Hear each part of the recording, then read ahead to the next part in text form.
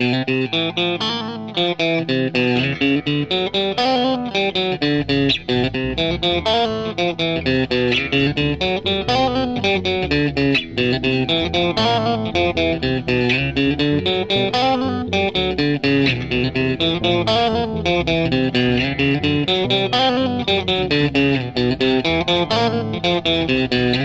of our strategic aims to draw as many German forces as possible away from the Russian front and French coastal areas, and to contain them on the Italian peninsula, while liberating as much of Italy as might be possible with the means at our disposal. As General Clark was well aware, our objectives were one thing, the achieving of them another. In late 1943, our lack of progress in the south of Italy was leading to the necessity of a landing in the enemy's rear at Anzio. Our problems in Italy had been many. For example, there was the terrain. It was ideal for the defending enemy forces, cruelly difficult for Allied troops. Oh boy, you talk about the bad country. I mean, they didn't have but two directions over there. Up the hill and down the hill. Here, methods of transport long obsolete became operational necessities.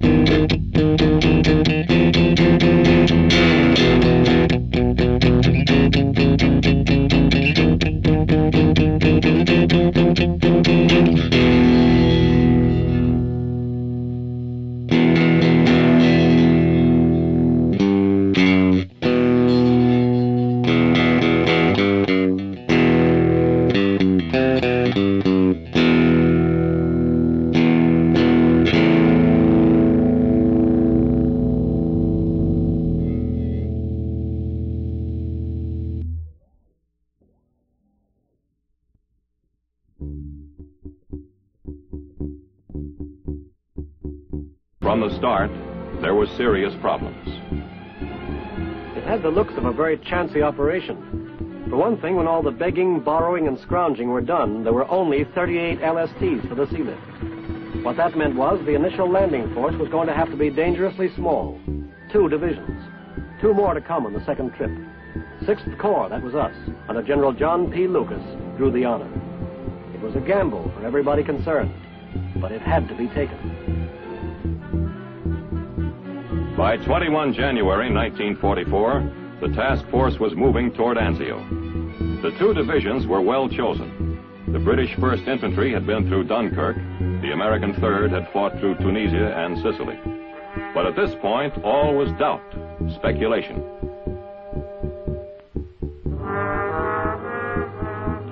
What lay ahead, no man, at whatever level, could know for certain.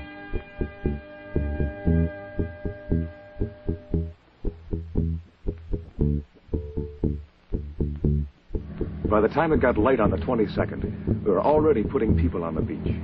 I made the Salerno landing before, and I was all set in my mind for this to be just as bad. I kept waiting for them to open up with the heavy stuff, but it didn't happen. I didn't get it. But I sure wasn't complaining. Unbelievably, the landing was almost completely unopposed. The enemy's reserve divisions near Rome had been drawn south by an Allied attack on the casino front, designed to do just that.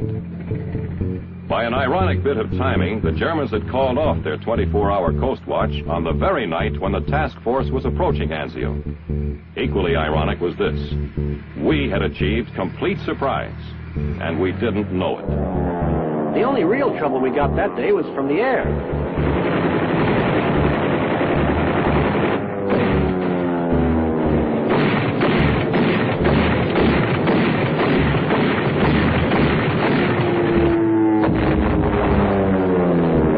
They did some damage, but they only had something like 350 planes in the whole area. We had about 2,000, so they couldn't do too much. Still, at the time, it seemed like enough.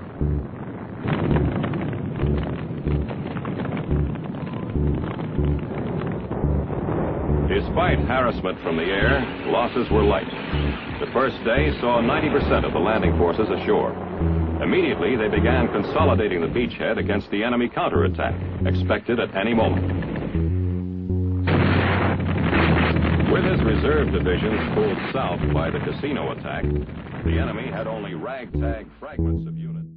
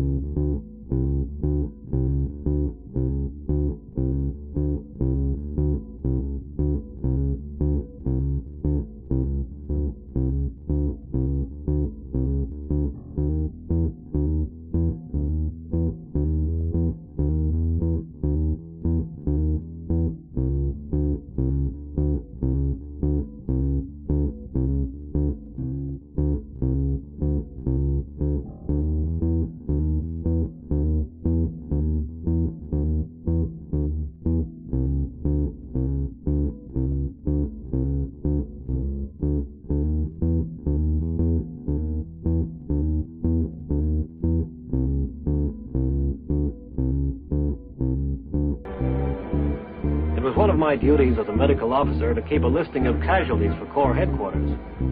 By the end of January, we had taken a total of 3,000 casualties.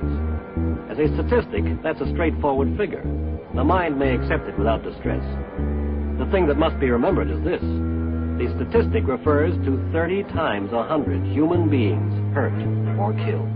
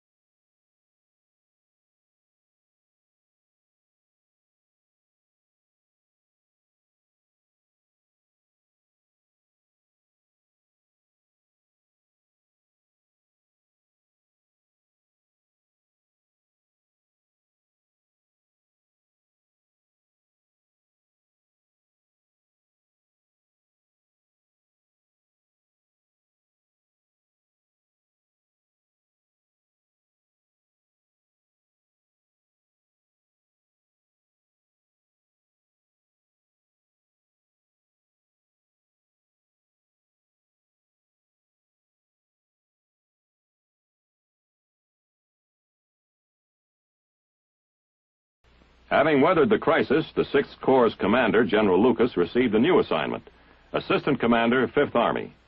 The new commander of the Anzio force was General Lucian K. Truscott, recently appointed deputy to General Lucas and former commander of the 3rd Division. What lay ahead was now up to him. This was the situation the new commander faced. He held a beachhead, but a smaller one. In the center, an ugly bulge remained, and there it stayed. The simple fact was, neither side had strength to do anything about it. Now came a strange 3-month period which no one who was there will forget. The static war at Anzio, or as some called it, the Sitzkrieg. By now, everybody was used to living in holes. Anyway, as used to it as you can get. When we could, we'd put in the time on improvements. We used to say we had all the comforts of home, provided you lived in a muddy hole in the